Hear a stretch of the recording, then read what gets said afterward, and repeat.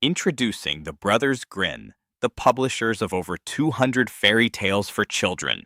Born in Hanau, Germany, Jacob and Wilhelm were the eldest of 5 surviving sons. They were inseparable throughout their lives, sharing a close personal and professional bond. Both brothers studied law at the University of Marburg, where they were influenced by the historical and philological teachings of Friedrich von Savigny.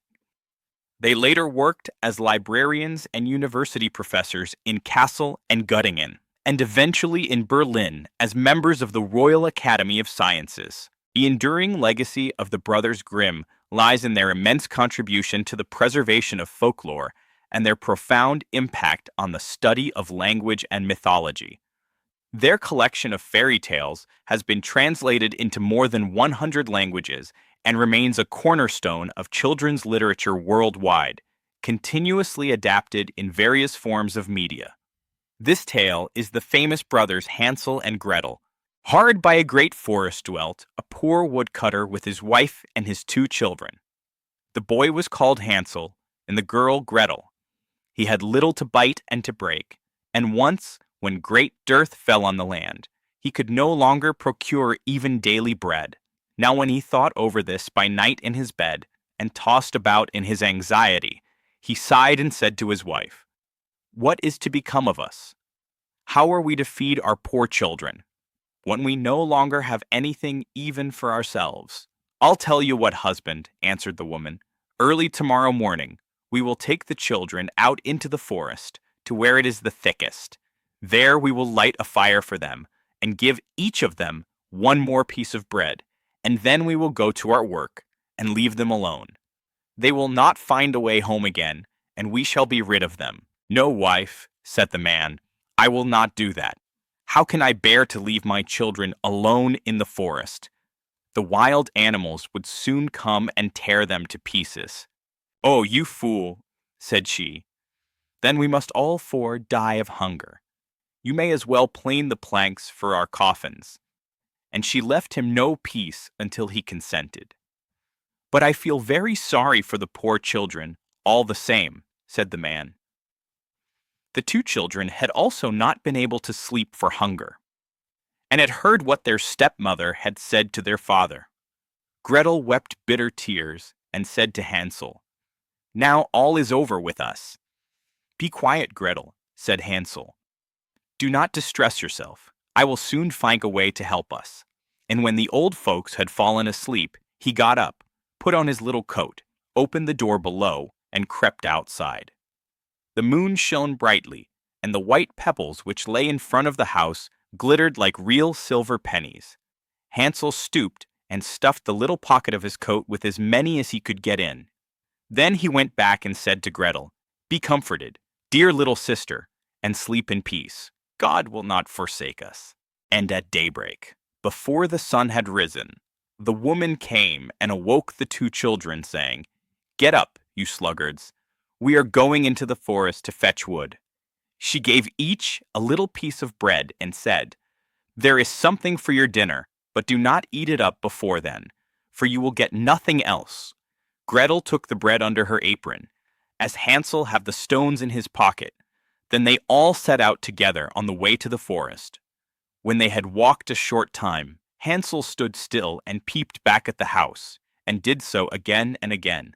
His father said, "Hansel, what are you looking at there and staying behind for? Pay attention, and do not forget how to use your legs." "Ah, father," said Hansel, "I am looking at my little white cat, which is sitting up on the roof, and wants to say goodbye to me." The wife said, "Fool, that is not your little cat. That is the morning sun which is shining on the chimneys." Hansel, however, had not been looking back at the cat, but had been constantly throwing one of the white pebble stones out of his pocket on the road. When they had reached the middle of the forest, the father said, "Now, children, pile up some wood, and I will light a fire that you may not be cold." Hansel and Gretel gathered brushwood together, as high as a little hill.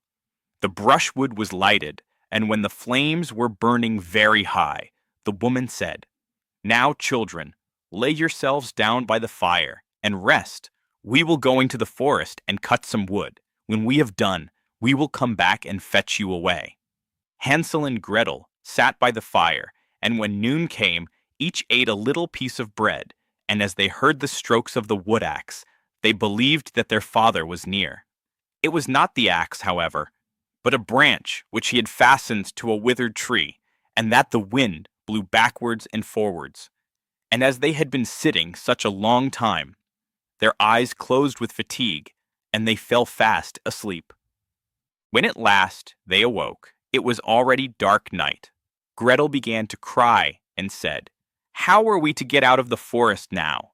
But Hansel comforted her and said, "Just wait a little, until the moon has risen, and then we will soon find the way."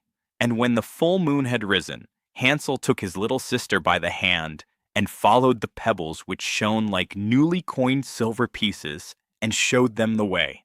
They walked the whole night long, and by break of day came once more to their father's house. They knocked at the door, and when the woman opened it and saw that it was Hansel and Gretel, she said, "You naughty children, why have you slept so long in the forest?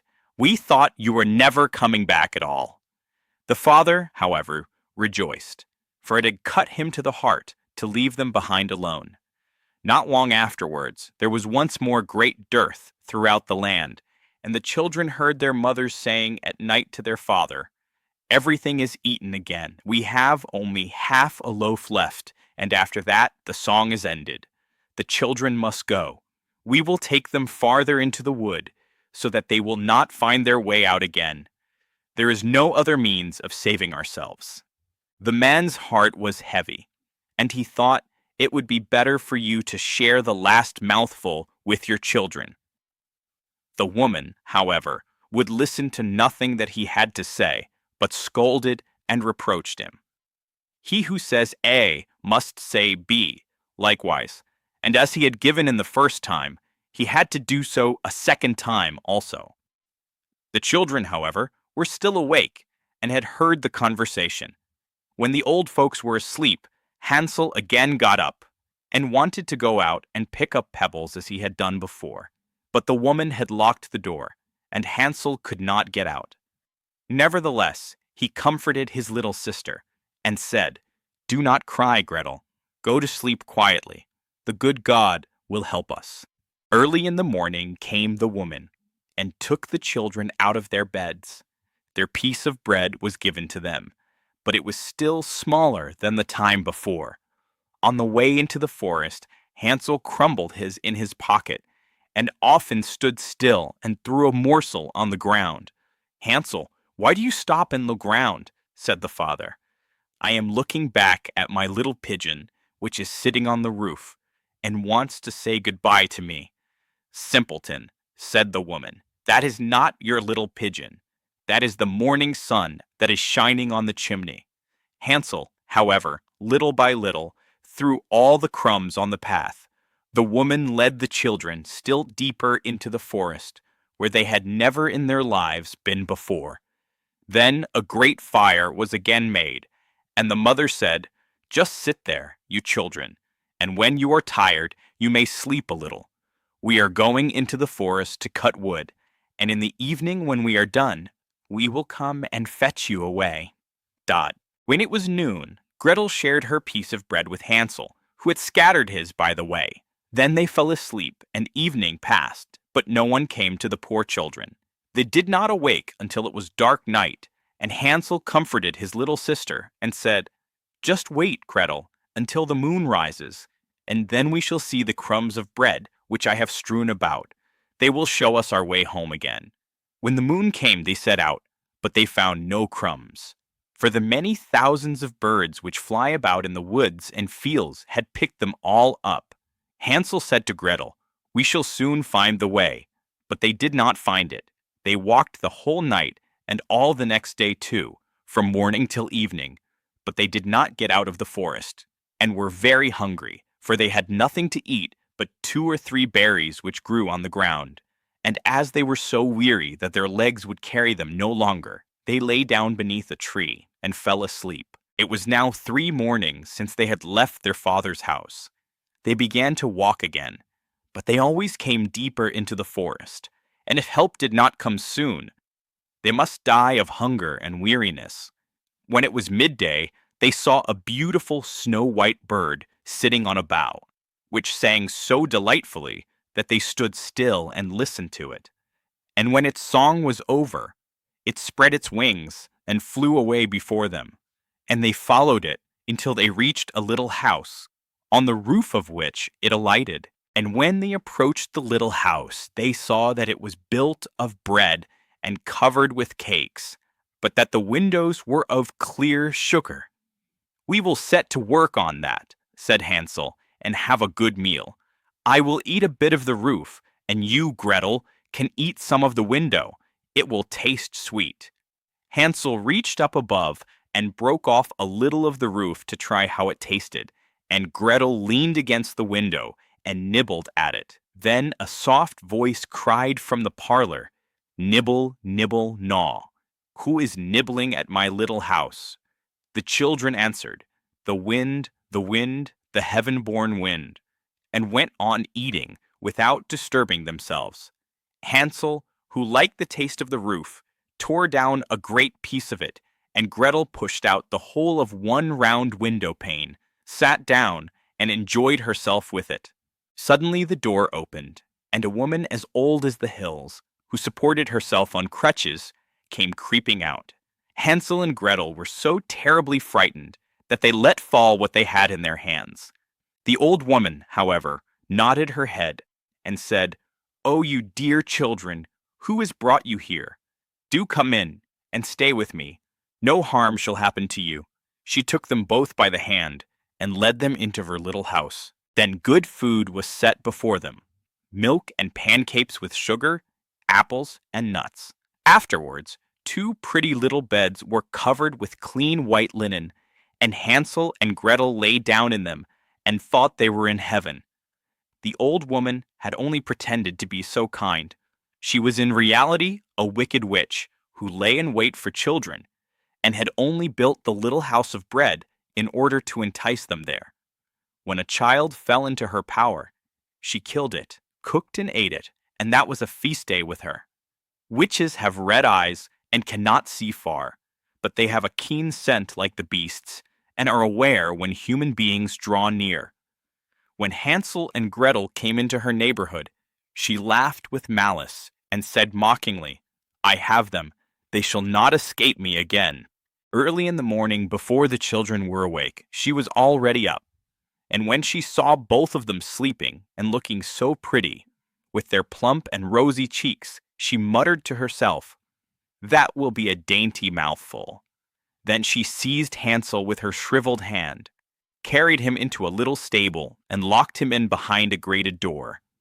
Scream as he might, it would not help him.